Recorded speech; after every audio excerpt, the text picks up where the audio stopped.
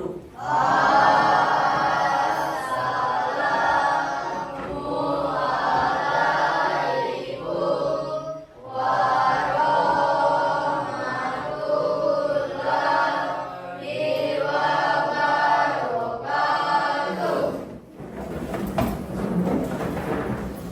Assalamualaikum warahmatullahi wabarakatuh.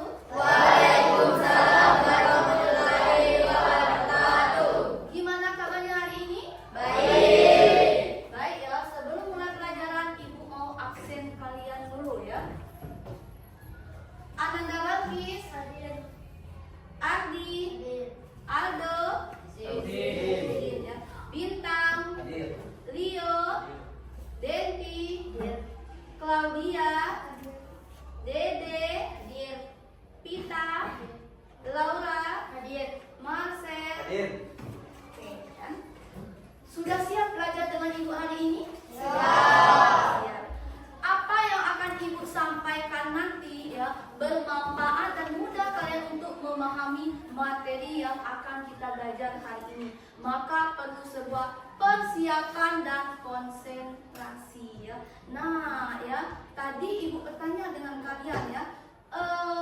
Kalian sudah siap? Kalian menjawabkan siap. Nah, Ibu mau melihat apakah kalian sudah konsentrasi atau belum? Karena nanti yang Ibu jelaskan nanti biar kalian mudah memahaminya perlu sebuah konsentrasi. Nah, Ibu yang membuktikan konsentrasi kalian dengan melakukan ice breaking. Gimana? Ice breaking ini namanya adalah Pancasila jargon ya. Kemarin sudah Ibu kasih tahu bagaimana cara bikin ice breaking ini ya. Setiap kali Ibu mengucapkan sila-sila, kalian tepuk tangan sesuai dengan sila-sila yang Ibu sebutkan. Kalau sila ketuhanan tepuk tangan sekali ya. Kalau sila kemanusiaan tepuk tangan 2 kali. Kalau dia sila persatuan atau nilai persatuan tepuk tangan 3 kali. Nilai kerakyatan? Nilai keadilan? 5 kali. Oke, bisa dimulai? Oke, mau nanya lagi mengenai lambang nih. Kalau dia bintang, berapa kali tepuk tangan? 1. Kalau dia rantai, pohon beringin? 3. Kepala banteng? 4. Kapak dan padi? 5. Siap? Ibu cepat-cepat menyebutkan. Nilai persatuan? Oke, nilai persatuan loh. Berapa? Kalian tepuk tangan sekali. Kita ulang lagi ya. Nanti yang salah kita kasih hukuman. Nilai kemanusiaan, nilai keadilan, nilai ketuhanan, bintang, rantai, pohon beringin. Oke, konsentrasi. Tepuk tangan untuk kita. Kemarin Ibu sudah menjelaskan dengan kalian mengenai semangat Pancasila dalam kehidupan bernegara. Nah, hari ini kita melanjutkan ya pembelajaran kita ya, yaitu masih dengan semangat Pancasila dalam kehidupan bernegara. Kemarin Ibu sudah menjelaskan bahwa Pancasila ini bukan cuma sebagai dasar negara, tetapi juga dijadikan acuan, petunjuk atau pedoman di dalam kehidupan bernegara dan bangsa Indonesia. Dengan cara apa? Menerapkan nilai-nilai Pancasila dalam kehidupan sehari-hari. Kemarin sudah Ibu kasih tahu, Ibu kasih contoh bagaimana sih penerapan Pancasila yang pertama, kedua, ketiga, keempat, dan kelima. Nah, Ibu akan memberikan pertanyaan pematik. Ada 3 pertanyaan pematik di mana ya. Ini adalah untuk mengingat kalian pembelajaran sebelumnya atau yang Ibu reviewkan tadi dan merangsang kalian ingin tahu mengenai pembelajaran yang akan kita laksanakan. Yang pertanyaan pematiknya adalah, pernahkah kalian mendengar ya, membaca bahkan melihat ya kasus intoleransi, dan bagaimana kasus tersebut apakah sesuai atau tidak dengan nilai-nilai Pancasila? Yang tahu tunjuk tangan. Denti. Saya pernah melihat kasus tersebut. Menurut saya hal ini sangat bertentangan dengan nilai-nilai Pancasila. Kata temanmu, saya pernah melihat.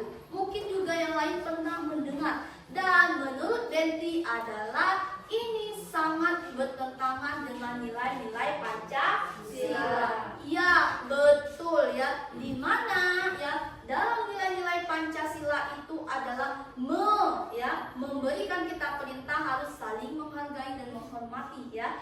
Dan intoleransi ini adalah kasus saling ejek. Nah, ya pada tahu bagaimana sih maksudnya kasus intoleransi ini, Bu? Kasus intoleransi itu saling mengejek ya, saling menghina, bahkan sampai ke pembunuhan.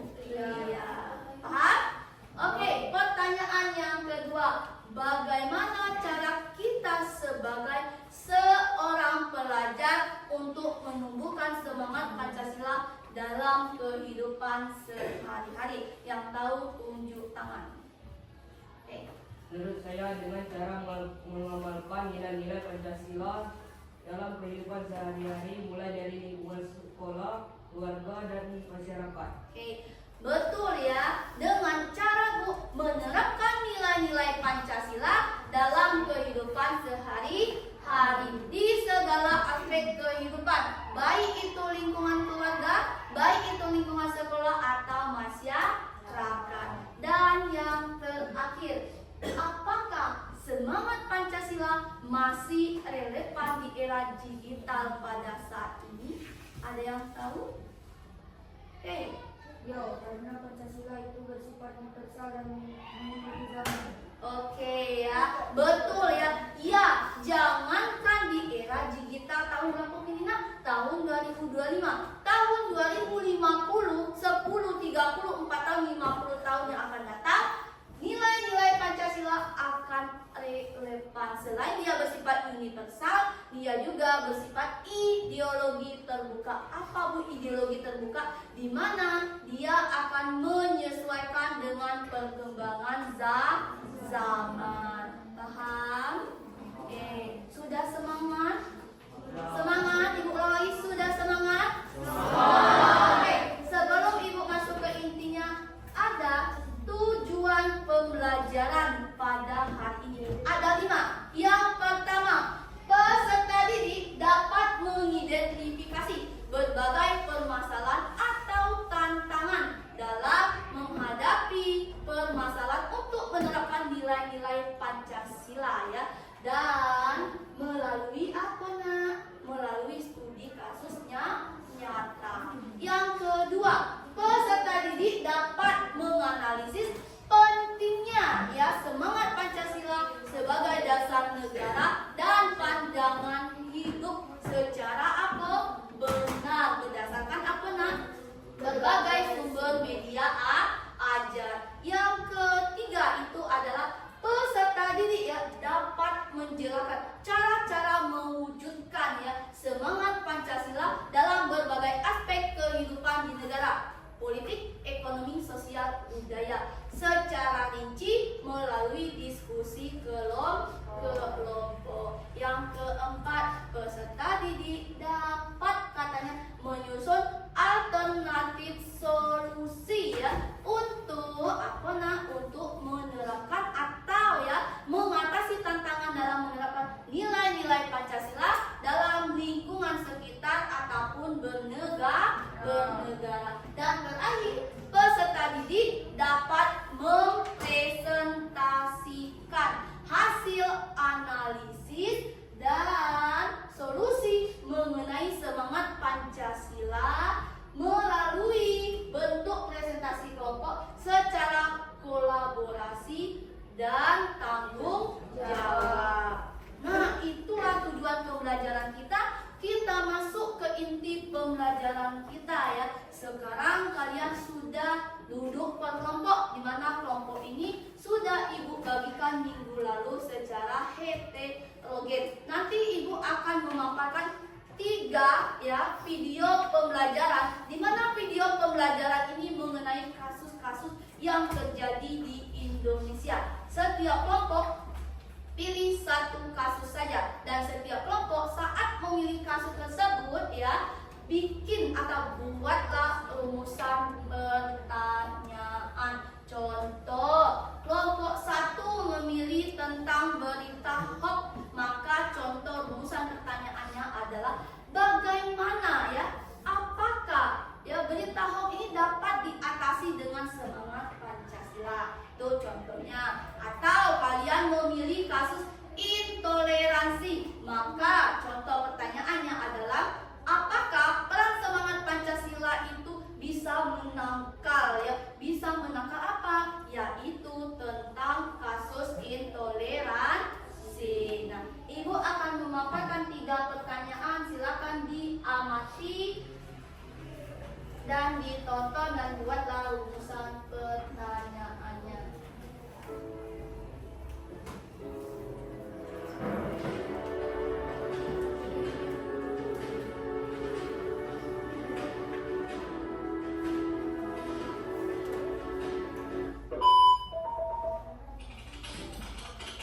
Integrasi nasional adalah proses menyatukan berbagai perbedaan yang ada dalam masyarakat seperti suku, agama, ras, budaya, dan golongan ke dalam satu kesatuan bangsa yang utuh dan harmoni. Tujuan utamanya adalah menciptakan rasa persatuan dan kesatuan di tengah keberagaman agar seluruh warga negara merasa menjadi bagian dari satu bangsa, yaitu bangsa Indonesia.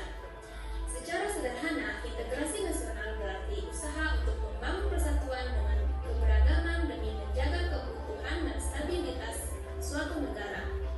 Namun, integrasi nasional bisa terganggu oleh berbagai masalah. Salah satunya adalah penyebaran hoaks yang mengandung isu sara. Berikut adalah bukti penangkapan oknum penyebar hoaks yang mengandung isu sara. Makanya video yang barusan kalian tonton mengenai apa? Penyebaran hoax. Nah, kelompok mana yang memilih tentang penyebaran berita hoax ini? Silakan buat pertanyaannya 1. Sekarang kita lanjutkan pembelajaran video yang kedua.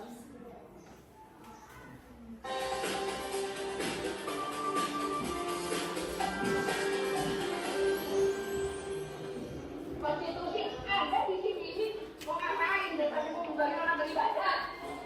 Tindak kekerasan dan intoleransi antar umat beragama di tanah air tiap tahun terus meningkat, bukan hanya di antara elemen masyarakat. Berbagai kasus pelanggaran kebebasan beragama juga dilakukan aparat dan institusi negara. Rentannya tindakan intoleransi dan pelanggaran kebebasan beragama ini tercermin dari terus melonjaknya angka kasus intoleransi setiap tahunnya. Menurut lembaga The White Institute, kasus pelanggaran kebebasan beragama yang terjadi sepanjang 2010 berjumlah 62 kasus.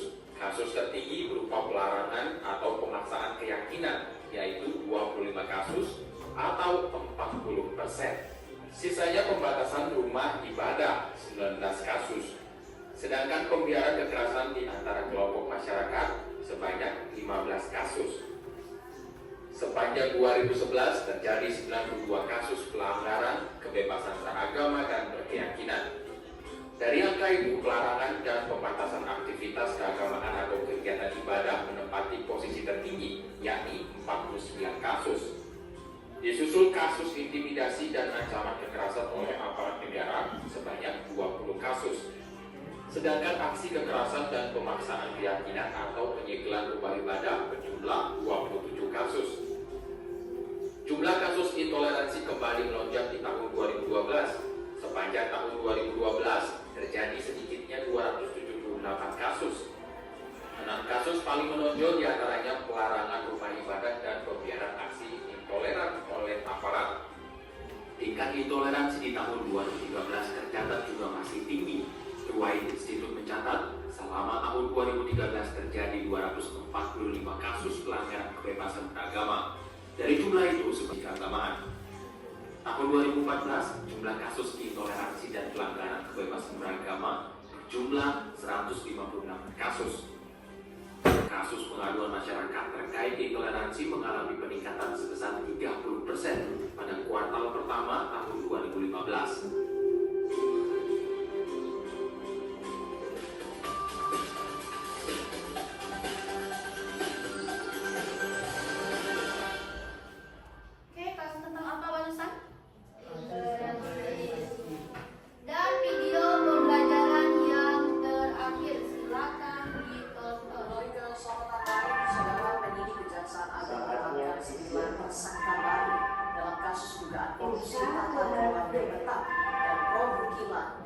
PT Pertamina. 9 tersangka, salah satunya adalah pengusaha importir minyak Muhammad Reza Halil.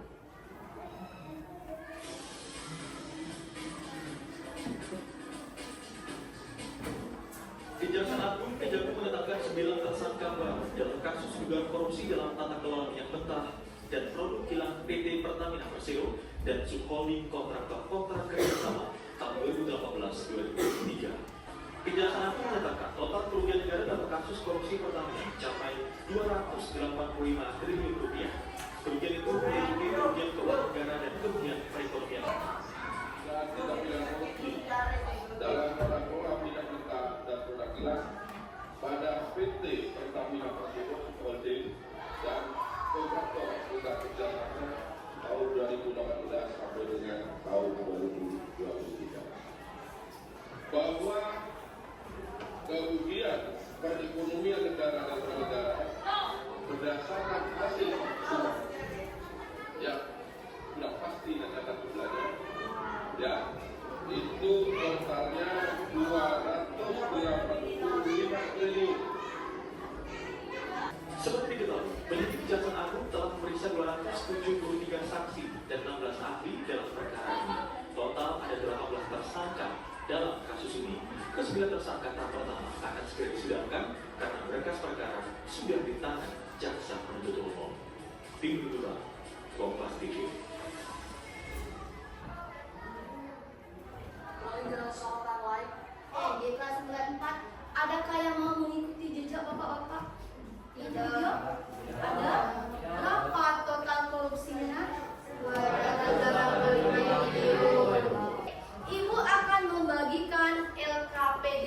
Apa LKPD itu, Bu? Lembar Kerja Peserta Didik. Di dalam LKPD ini memuat panduan untuk kalian menyelidiki kasus yang Ibu paparkan tadi dan memuat materi, ya, semangat pentingnya semangat Pancasila, cara mewujudkannya dan alternatif solusi dalam menanggapi hal-hal atau permasalahan, ya. Ibu bagikan, ya, LKPD ini setiap anggota kelompok harus yang pertama kolaborasi dan tanggung jawab. Tidak boleh cuma numpang nama, semuanya bekerja sama.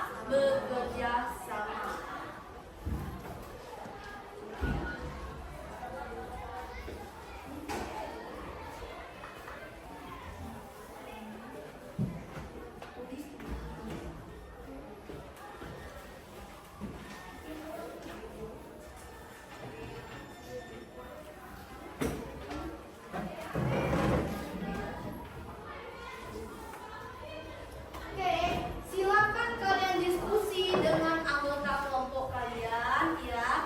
Dan Ibu kemarin sudah mengatakan dan memperboleh, silakan membawa handphone, carilah materi tambahan untuk melihat internet.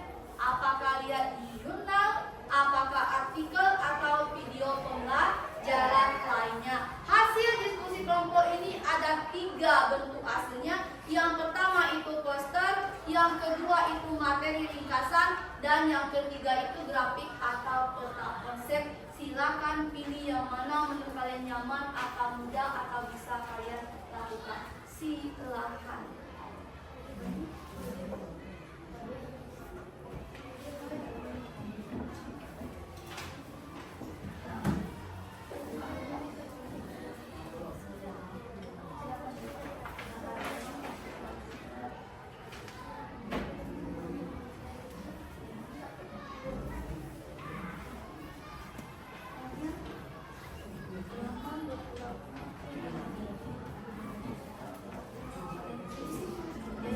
Siapa?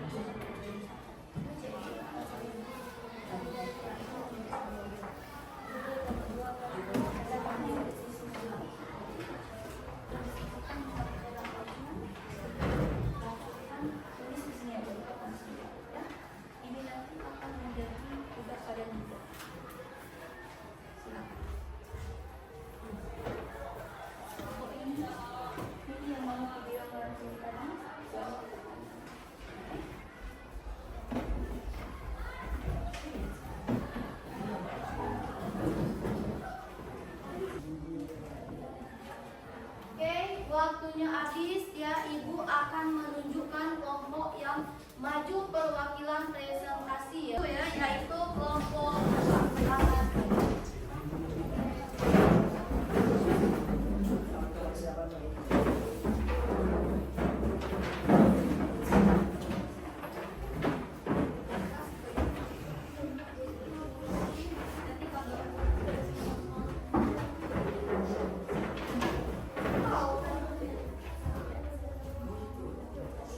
Assalamualaikum warahmatullahi wabarakatuh.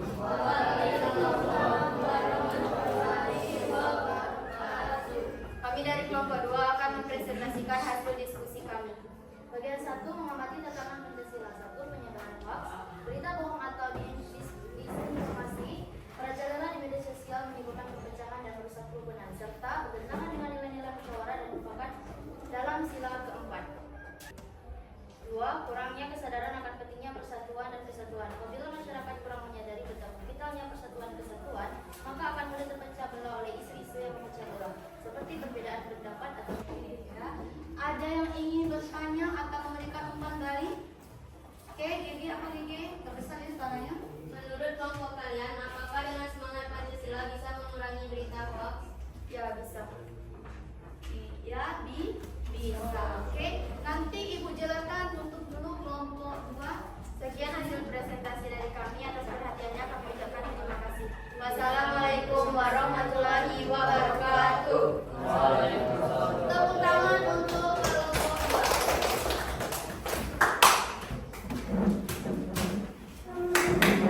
Oke, Ibu menambah sedikit atau mengklarifikasi sedikit beberapa jawaban dari teman kamu ya. Berarti yang pertama itu dia mengatakan video, setelah menonton video pembelajaran ini, video mana yang kalian pilih? Kebetulan kelompok 2 dan kelompok 5 memilih video pembelajaran yang berbeda. Kelompok 2 tadi tentang berita hoax dan yang kelompok 5 tentang korupsi. Nah, apakah pertanyaan yang kedua? Apakah ya kasus kedua ini bertentangan dengan, bukan bertentangan ya, maksudnya mengancam ya persatuan dan kesatuan? Ya, jelas mengancam ya. Video pembelajaran sudah kalian tonton, Ibu suruh kalian berdiskusi dan kalian pun sudah melaksanakan diskusi dan kalian pun sudah mempresentasi. Nah, Ibu mau menyimpulkan pembelajaran kita pada hari ini ya. Ada beberapa ringkasan materi. Oke, yang pertama judulnya itu adalah Dasar Negara dan Pandangan Hidup. Jadi balik lagi Ibu mengatakan Pancasila selain dijadikan dasar negara juga dijadikan pandangan hidup, yaitu makanya tadi Ibu mengatakan terapkan nilai-nilai Pancasila dalam kehidupan sehari-hari. Bu, apakah mudah menerapkan nilai-nilai Pancasila dalam kehidupan sehari-hari? Tergantung pada kepribadian. Namun tantangannya ada. Nah, apa tantangannya? Video-video yang Ibu lontarkan atau Ibu paparkan tadi, contohnya berita hoax ya, korupsi, kasus intoleransi. Inilah tantangan kalian menerapkan nilai-nilai Pancasila. Nah, kalau kalian bisa menerapkan nilai-nilai Pancasila dalam kehidupan sehari-hari kalian, bukan cuma kalian hanya ya mendapatkan sebuah semangat tadi nilai Pancasila, namun kalian dapat mempertahankan ya, kunci di situ persatuan dan keberagaman bangsa Indonesia. Ibu paham? Ibu ingin merefleksikan terhadap kalian ya. Ada 3 pertanyaan untuk merefleksikan pembelajaran kita hari ini. Yang pertama, Ibu mau bertanya kepada kalian ya, bagian ya semangat Pancasila dalam kehidupan bernegara itu bagian mana sih yang menurut kalian yang sangat mudah kalian pahami? Yang tahu? Yang mudah dipahami adalah pada saat guru melaporkan video pelajaran mengenai kasus intoleransi dan berita hoax, karena kasus tersebut sering terjadi di kehidupan sehari-hari. Oke, paham. Lalu pertanyaan yang kedua, pembelajaran hari ini tentang ya, semangat Pancasila dalam susah? Yang mau jawab? Oke. Yang susah dipahami adalah pada saat memecahkan kasus yang ada di LKPD, di mana kami harus mencari solusi untuk kasus tersebut. Oke, pertanyaan yang terakhir.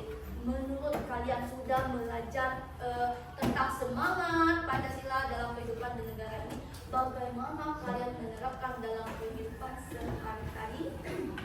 Yang akan saya lakukan adalah mulai mengamalkan dan menerapkan nilai-nilai Pancasila dalam kehidupan sehari-hari.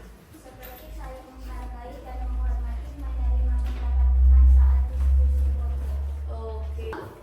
Oke. Kalau paham ya, Ibu akan memberikan sebuah motivasi untuk kalian agar kalian semangat menerapkan nilai-nilai Pancasila dalam kehidupan sehari-hari ya. Bagaimana caranya? Itu adalah Bu, saya memotivasinya adalah kalian sekarang hidup di era digital atau dengan kecanggihan teknologi. Setiap kalian memiliki handphone. Ada yang tidak memiliki handphone di rumah?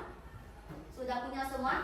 Sudah punya semua ya. Dimana di dalam HP itu kalian bebas mengakses ya video ya tentang nonton berbagai macam. Dan sayangnya video itu berbagai macam dari luar biasanya. Nah, kalau kalian tidak mau menerapkan nilai-nilai Pancasila dalam kehidupan sehari-hari kalian, maka kalian akan tergiur atau kalian tidak akan mensaring ya apa yang kalian lihat. Contoh, biasanya kita itu anak-anak sudah berpirang rambut. Dari mana dia melihat pirang rambut itu? Dia melihat di handphone. Padahal pirang rambut itu bukan kebudayaan bangsa Indonesia. Kalau kalian semangat menerapkan nilai-nilai Pancasila dalam kehidupan sehari-hari, kalian tidak akan tergoda atau tidak akan menerapkan budaya-budaya luar ke dalam Indonesia. Paham? Paham ya. Oke ya, pembelajaran ya hari ini sudah selesai dan Ibu mengingatkan kepada kalian ya. Selasa depan atau minggu depan, pembelajaran kita minggu depan ya, tolong kalian baca mengenai pembelajaran baru, yaitu tentang hubungan Pancasila dengan UUD 1945. Cari di internet boleh, di buku Perpustakaan Besar banyak sekali buku, lihat di situ ya. Oke, nampaknya sudah paham semua tentang menerapkan nilai-nilai Pancasila dalam kehidupan sehari-hari.